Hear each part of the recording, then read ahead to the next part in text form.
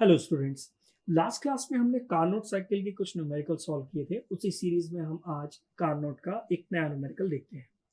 Okay, तो question पढ़ते हैं। If the lower temperature of Carnot cycle is 400 kelvin and higher temperature of Carnot cycle is 800 kelvin and if heat input is 10,000 joule then find the work done by the Carnot cycle. सबसे पहले start करते हैं कि क्या क्या दिया हुआ है, क्या क्या गिवन है, उसको लिखते हैं हम। गिवन क्या है, देखिए लोअर टेम्परेचर क्या है कार्नोट साइकिल का, 400 केल्विन। 400 केल्विन। हायर टेम्परेचर क्या है कार्नोट साइकिल का, 800 केल्विन। ओके, हीट इनपुट मतलब क्या है इसका, heat supply. Heat supply, heat supply कितनी गिवन है कार्नोट साइकिल में, 10,000 जूल, ये गिवन है। ओके, हमें फाइंड क्या करना है, टू फाइंड करना है हमें क्या, work done bye Carnot cycle. Okay, ये गिवन है हमें। अब कार्नोट साइकिल का सबसे पहले हम डायग्राम ड्रॉ करते हैं। टीएस डायग्राम या पीवी डायग्राम आप ड्रॉ करिए, उससे आपको और क्लियर इंफॉर्मेशन मिलेगी क्या क्या दिया हुआ है और क्या हमें कैलकुलेट करना है। ये टीएस डायग्राम है। टीएस डायग्राम में लोअर टेम्परेचर और हायर टेम्परेचर हम लोकेट करते हैं। टीएस डायग्राम एक ऑलमोस्ट एक रेक्टेंगल बनता है, आपको मालूम है टीएस डायग्राम एक रेक्टेंगल बनता है जिसमें कि प्रोसेस 1 to 2, 2 to 3, 3 to 4 कौन कौन सी प्रोसेस होती है। 1 to 2 जो है वो क्या है, isothermal expansion. 2 to 3 adiabatic expansion. 3 to 4 isothermal compression and 4 to 1 is adiabatic compression। Lower temperature कितना गिवन है आपको, 400 केल्विन, तो ये 400 केल्विन आपको यहां मिलेगा। Okay, and then higher temperature कितना गिवन है आपको, 800 केल्विन, तो ये आपका दिया है 800 kelvin.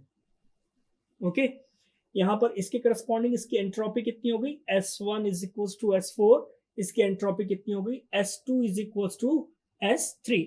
Okay, work done calculate करते हैं। इफिशिएंसी का फॉर्मूला क्या होता है कार्नोट साइकिल की इफिशिएंसी, कार्नोट साइकिल की जो इफिशिएंसी होती है उसका फॉर्मूला होता है output upon input, output upon input. Okay, और इसका एक formula in terms of temperature क्या कैलकुलेट किया हमने लास्ट क्लास में, 1 minus T lower divided by T higher. Okay, output का क्या मतलब है, आउटपुट का मतलब है वर्क डन, यही हमें कैलकुलेट करना है। आउटपुट का मतलब क्या है, वर्क डन। ओके, इनपुट का क्या मतलब है कि कितनी हमने हीट सप्लाई की, इनपुट कितना किया, तो हीट सप्लाई कितनी है 10,000 जूल।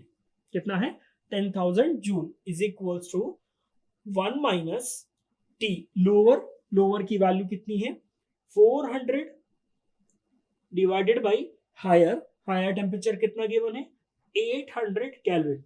इसको सॉल्व करते हैं, ये कैंसिल हो जाएगा, ये कैंसिल हो जाएगा। ओके, तो वैल्यू हमारे पास क्या आ जाएगी 1 माइनस 1/2, ये आ जाएगा work done divided by 10,000, work done divided by 10,000। 1 minus 1/2 कितना हो जाएगा, ये हमारे पास 1/2। इसको सॉल्व करते हैं तो वर्क डन हमारे पास फाइनली कितना आ रहा है, work done is equals to 10,000 divided by 2 is equals to 5,000 joule. Okay, तो हमारा आंसर क्या है क्वेश्चन में जो पूछा गया था, क्वेश्चन में पूछा गया था वर्क डन कितना है, तो वर्क डन आ रहा है हमारा 5,000 जूल, ये हमारा वर्क डन है।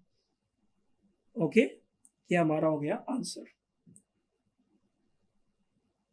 ओके, देखिए हमने 2 से 3 लगभग न्यूमेरिकल की है कार्नोट साइकिल पे बेस्ड। इसके बाद हम पढ़ेंगे कि ऑटो साइकिल क्या होती है, वर्क कैसे कैलकुलेट किया जाता है, ऑटो साइकिल के न्यूमेरिकल, ऑटो साइकिल के मैक्सिमम एफिशिएंसी के बारे में बात करेंगे नेक्स्ट क्लास में। Okay, thank you.